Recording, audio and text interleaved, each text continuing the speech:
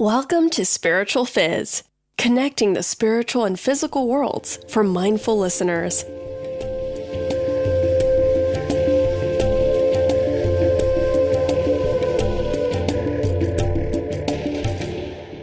Hello everyone, I'm your host Russell Suereth, and thank you for joining the Spiritual Fizz podcast. In this episode, you'll hear about newsworthy events that have a spiritual nature to them. Then we'll take a visit to an ancient spiritual place on earth. Today, we'll visit an ancient stone formation along a beautiful hillside in northern Loch Waters. This ancient Scottish site was used for spiritual rituals 5 millennia ago. After our visit, we'll talk with our featured guest, Jennifer Wilhoit. She has a Ph.D. in environmental studies and is a spiritual ecologist, researcher, and writer. We'll be speaking with Jennifer about her spiritual insights and our relationship with nature. Before we get to all of those, we have a short reflection on our spiritual life.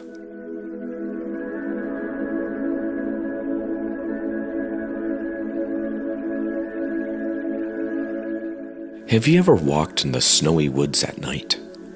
The silence is crystal clear.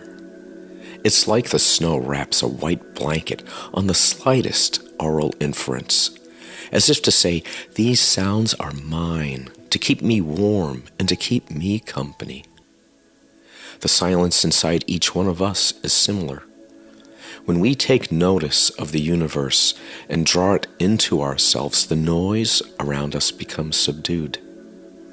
It's like a blanket of perception that enables us to not only be aware of the universe, but also of our own true self.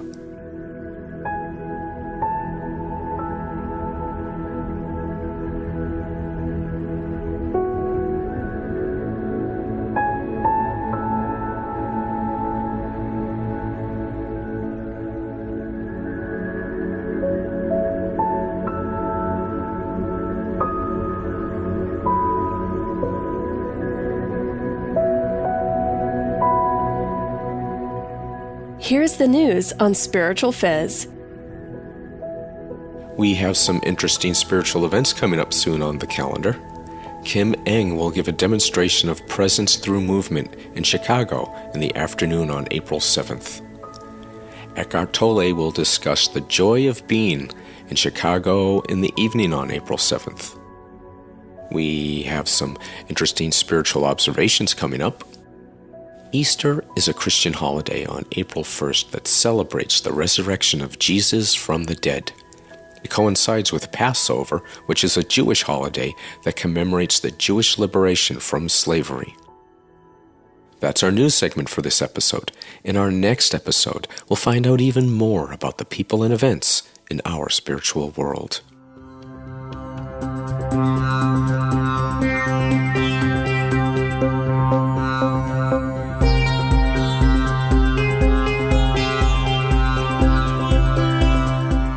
Let's journey to another spiritual place. Set against beautiful Loch Waters in a Scottish hillside, this ancient stone formation was used for spiritual rituals 5 millennia ago. The Ecologist stones consist of a circle of 13 standing stones, a monolith, and rows of standing stones connected to the circle. There's also a tomb within the stone circle, and this arrangement is located on the Isle of Lewis, which is the largest island of the Outer Hebrides in Scotland. Like many ancient sacred sites in coastal Scotland, the stones are situated against a beautiful backdrop, and other sacred sites are nearby, and researchers believe that it was an area of prehistoric religious activity for more than 1,500 years. Due to the weathering of the arrangement and possible disturbances from farming, it's tough to really assign any celestial or nearby alignments to the stones. But some researchers believe that there could be possible alignments to the moon and to a nearby mountain range on the Isle of Harris. According to one folklore tale, the standing stones are petrified giants who didn't convert to Christianity. That must have been an interesting time back then. Imagine traveling back in time to those coastal villages and visiting the sacred places there. If I close my eyes, I am there, watching the rituals and ceremonies with warming small fires and smoke swirling in the evening air. In the distance down a dirt road, I can hear a song from another sacred site, and I start to head in that direction.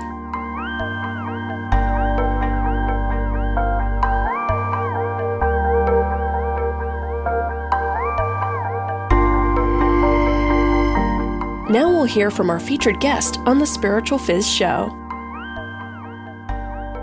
That touching of the other beings, the leaves, the bark, the grass, the snail, allow us to really have a connection with something that might not have the words and the other ways that we're used to connecting with humans. And so touching it allows us to really be present with that thing, with that other creature or being. That was Jennifer Wilhoit. She has a Ph.D. in environmental studies and is a spiritual ecologist, researcher, and writer. Her latest book is titled Writing on the Landscape, Essays and Practices to Write, Roam, Renew. We're speaking with Jennifer today about what her books, articles, and blog focus on, and that is the human and nature relationship. Hi, Jennifer, and welcome to the Spiritual Fizz podcast. Hi, Russell. Thank you so much for having me. Well, it's wonderful having you here. I've been reading some of your blogs on your website, and you have such a great connection to the nature in the world around you. And you also provide that connection to the people who you work with and the people who you help. How did you first make that connection between nature and spirituality? Was it when you were growing up? You know, I experienced it first when I was growing up. I'm not sure it became really conscious for me until I was in my early 20s, and I found myself escaping a very dull summer job in a school near the Rocky Mountains, and driving my little Volkswagen Bug up the mountain to the Rocky Mountain National Park and hiking around, sleeping in the back of my car on the sides of roads and back roads and spending the day hiking. And that's, I think, when I really started understanding how connected I was to the natural world. But I really have had the felt connection and the seeking out, perhaps even consciously seeking out experiences in the natural world since I was very, very young. I was telling the story yesterday at a book reading about a photo of me in a sleeping bag. I'm about 18 months old, and I'm in the backyard of the urban setting I grew up in. And a couple of my siblings are bending down on their knees, kind of curiously smiling at me, wondering what the baby is doing, sleeping out in the backyard. And the look on my face is not a smile, but it's very peaceful, kind of groggy. I think I'd just woken up, but very peaceful. And that's been my experience of the natural world forever, growing up in a pretty urban place, seeking out dirt and snails and trees and bushes and grass and rejoicing with the weeds growing out of the cement. And then I think the spiritual connection to that started coming when my mother sent me a couple of times to camp, kind of a spiritual religious camp for the church that was down the road from us. And I'd spend a week or so up in the beautiful ponderosa pine forest, several hours from our house. And then as a teenager, I was very involved in that same church, and we would take fasting retreats up in the mountains, and we would pray and fast as teenagers, doing the best we could to kind of make a spiritual life for ourselves. And so that connection, I find myself sitting against a tree and coming away hours later with sap on my clothes and just really getting immersed in the natural world.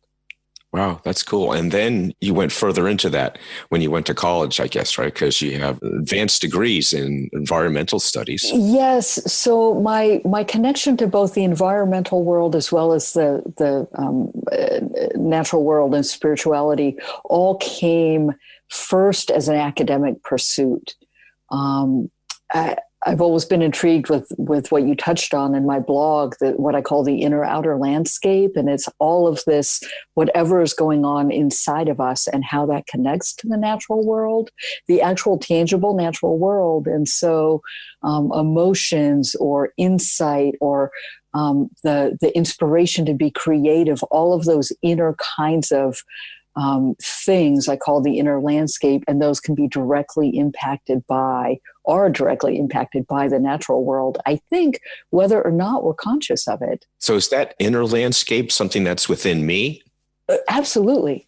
Yes. I believe we all have this inner world, whether we're introverts or not. I happen to be an introvert, but that, whatever it is within us that compels us to compose a song or a musical piece, or for me to write an essay or a blog or a book. I think there's something very something within that happens for us in those moments, and that direct connection with the natural world can alter whether or not we're both the outcome of that thing we're creating, as well as the inspiration and the feeling we have as we're doing it.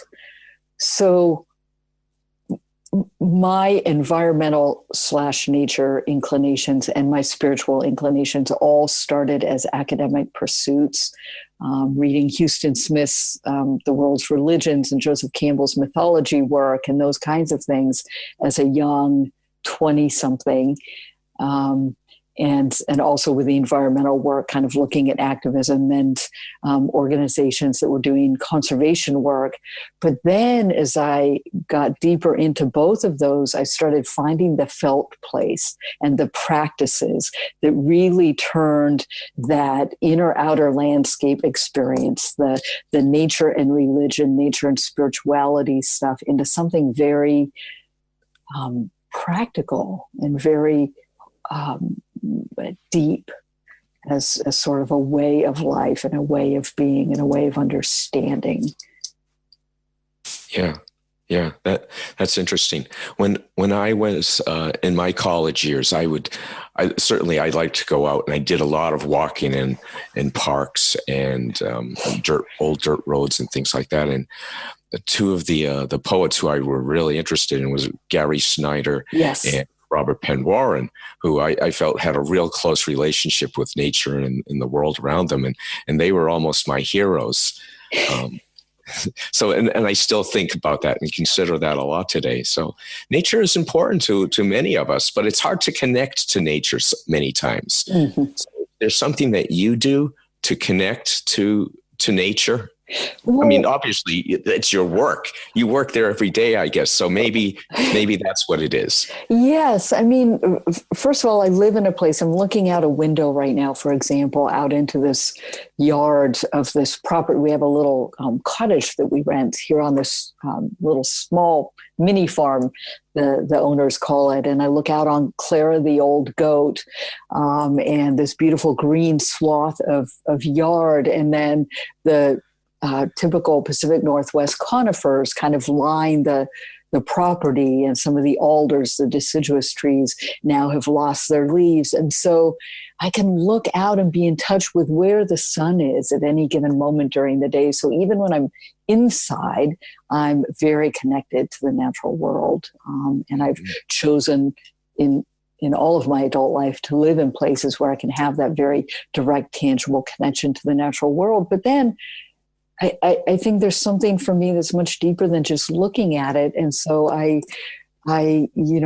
have to be out in the natural world and feel the air. And if it's thick or cool or blazing hot, and to get my hands touching things, touching the mosses, touching the dirt. I'm very tactile anyway. Mm-hmm. And so, when the buds are coming in the spring, I can't not reach out and touch one very gently, trying to not inhibit its ability to actually unfurl itself.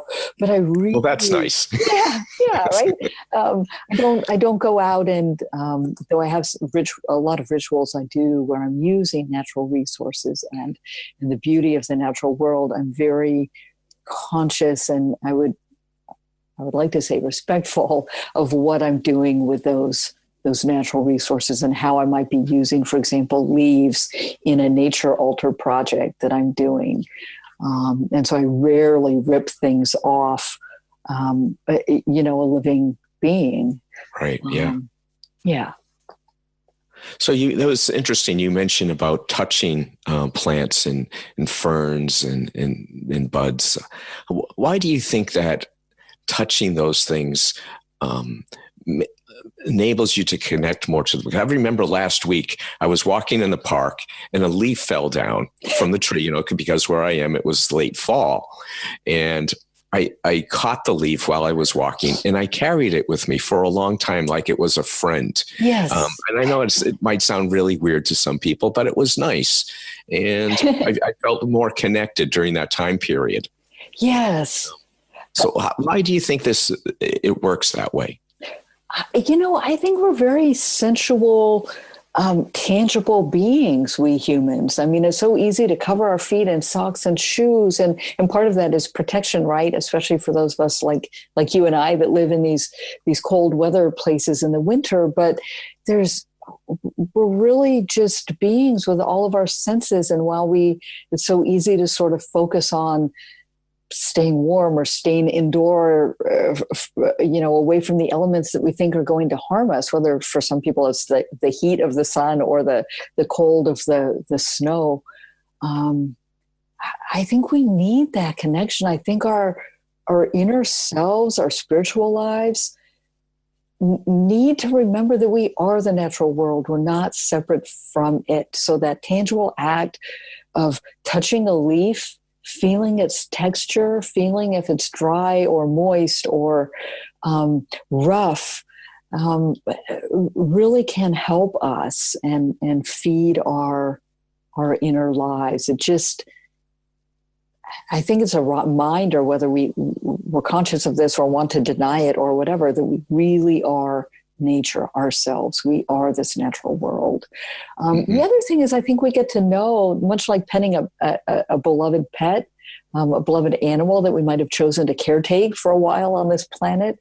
I think that touching of the other beings, the leaves, the bark, the grass, the snail, allow us to really have a connection with something that might not have the words and the other ways that we're used to connecting with humans.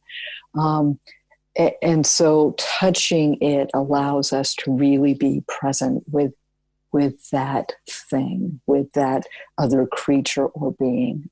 I hope that makes sense. Yeah, yeah. Before we started this interview, you and I were talking a little bit about how many people think that nature and being out in nature does provide a lot of spiritual feedback and feeling. But many times after we go for that walk in the woods, we come back to the house and that feeling seems to be gone. It goes away. And it would be great if we could keep that feeling and enhanced spirituality with us as we go through our day. I agree. And I think there are many, many, many ways we can do that. For example, when you were talking about a leaf, and I happen to know you're not far from a client of mine who lives right now in Manhattan most of the time. And this person went out into the natural world and did some of the practices that I suggested in our session and that are in this book I just published. And this person had an incredible experience of, in Central Park, touching rocks and leaves and tree bark and not caring whether they were seen by anybody, having these experiences, and then actually having that, in this case, having an inspiration or a kind of an insight that allowed the person to go back to the writing page and incorporate some wisdom into their writing in places where they were a little bit stuck, remembered some stories and some experiences that they could then incorporate right directly into the creative process of writing.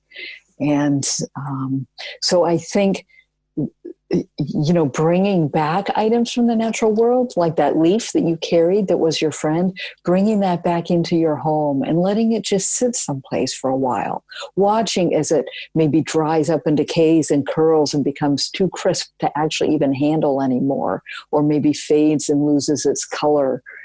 I think those kinds of experiences, those kinds of connections that we can hang on to a little bit longer than the moment of the walk can really fortify us and remind us again that we're connected to something larger than just the however many square feet we live in of indoor space. Yeah, that makes sense. And those are wonderful words too that you just said there. Thank you. Thank you. So do you think that nature helps you improve your spirituality, or do you think it's the other way around, that your spirituality helps you improve your love of the world and in nature?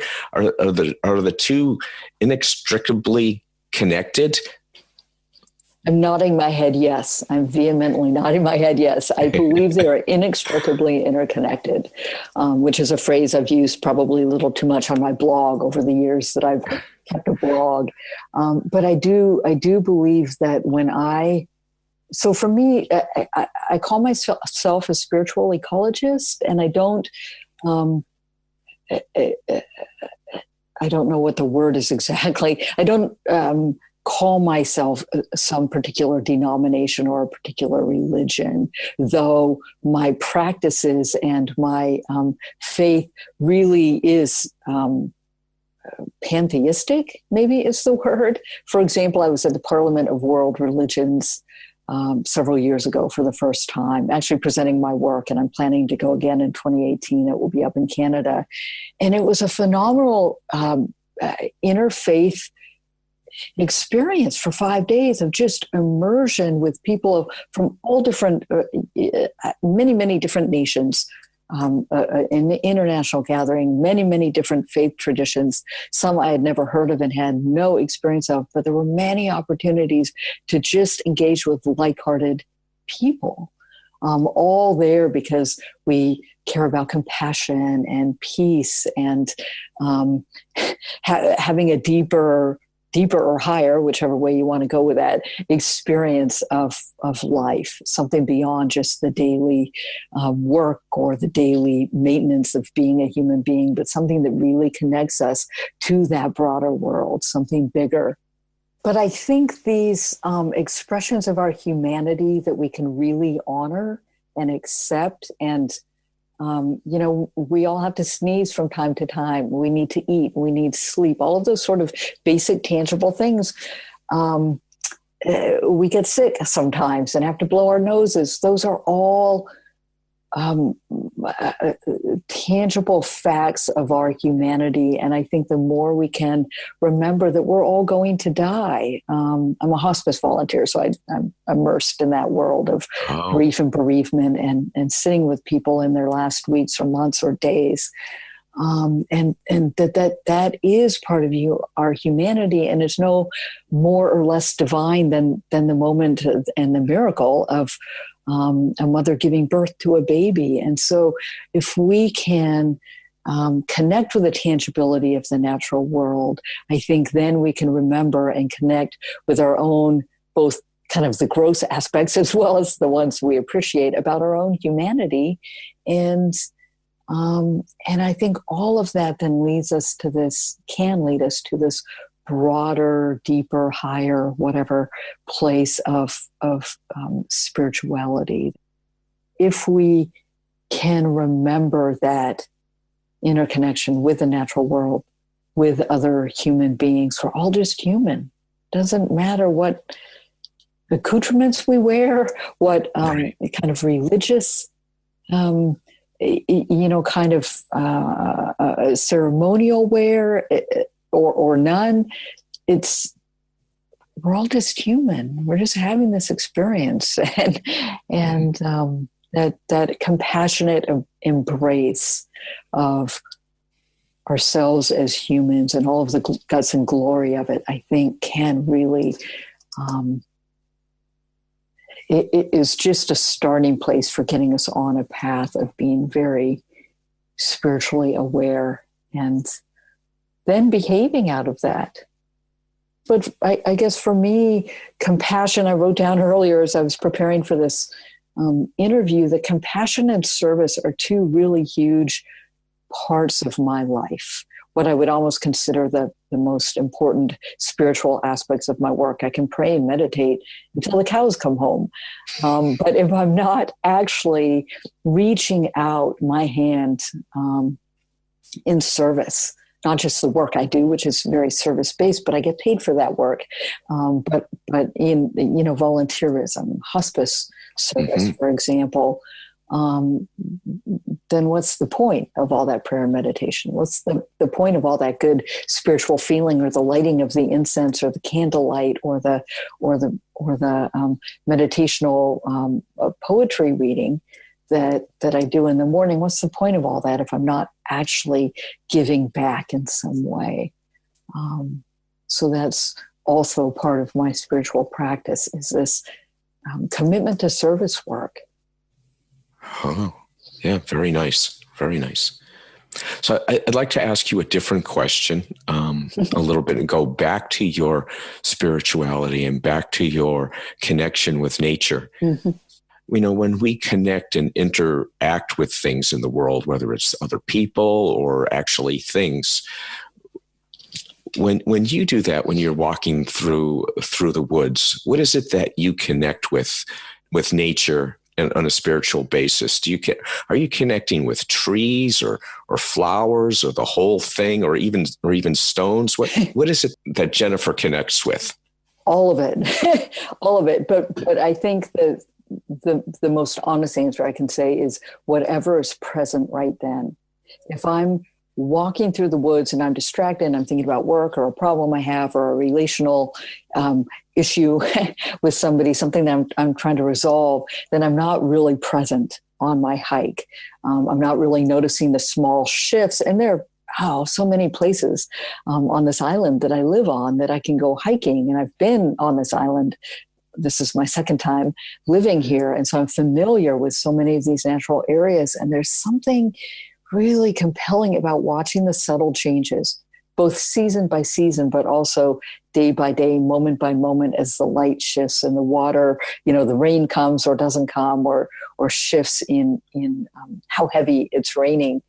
And so for me, it's being present in the moment. So whether I'm on a beach or in a forest, which are sort of the two main things we have here on this little hunk of land, it's being present to, oh my gosh, that feather that's there on the ground that I'm just seeing. I wonder who dropped that feather, and when that happened, and what were the circumstances, or the mushrooms that have grown in an interesting formation on the log, the creature that's flying overhead, the sound of a coyote off in the distance. These are all reminders to me, almost like an alarm clock wakes some people up in the morning. It's that It is that wake up call to my spirituality, to something deeper. So if I am distracted, I love that sort of, whatever it is that gets my attention, the creature or the item, the fallen item on the ground, or the sound or the rustle in the bushes,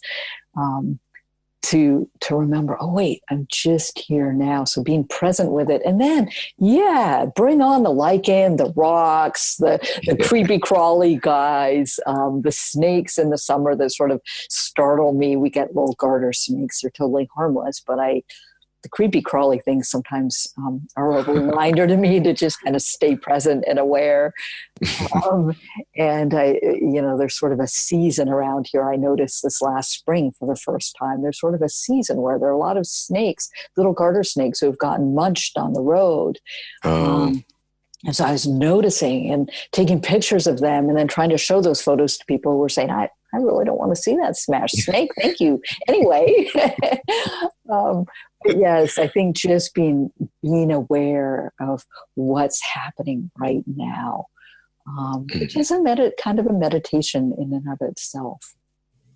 Mm-hmm. I was going to ask you how our listeners can use nature to become more spiritually aware. And I think you just described some of that in your walks and where you go and what you do.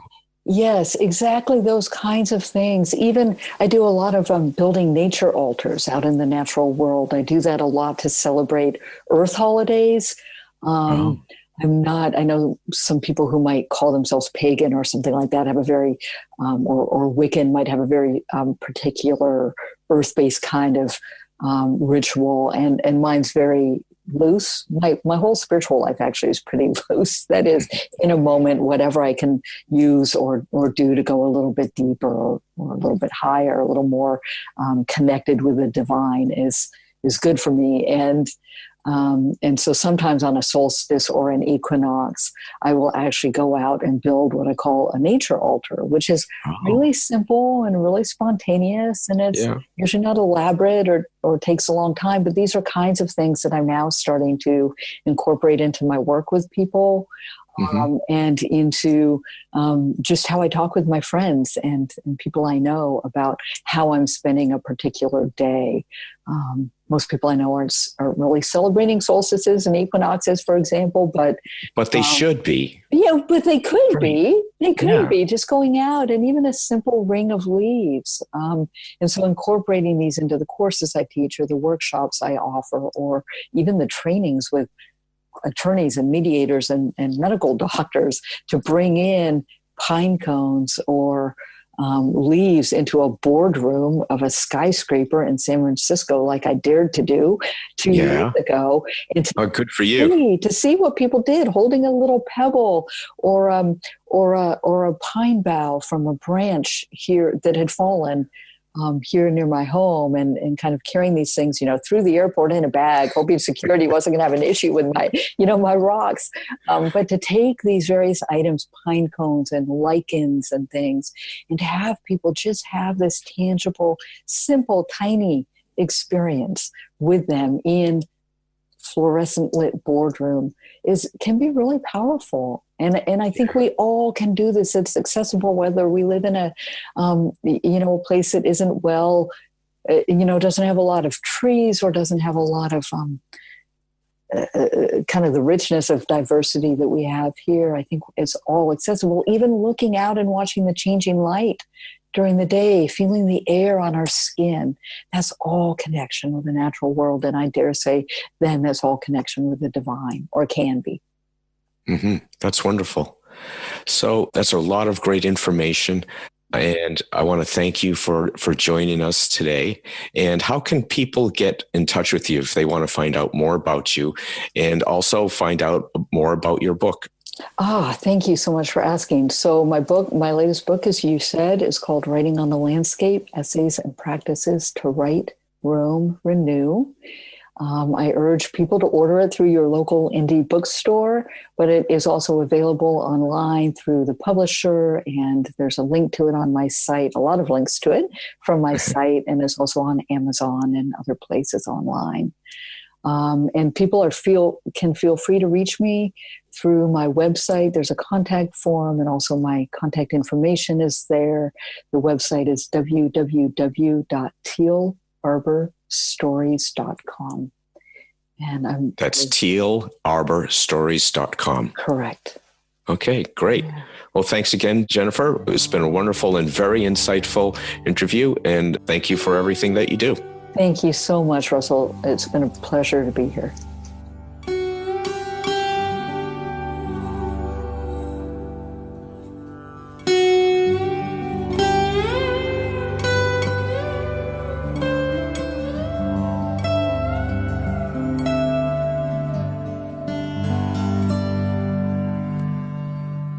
Thank you for listening to this episode of Spiritual Fizz.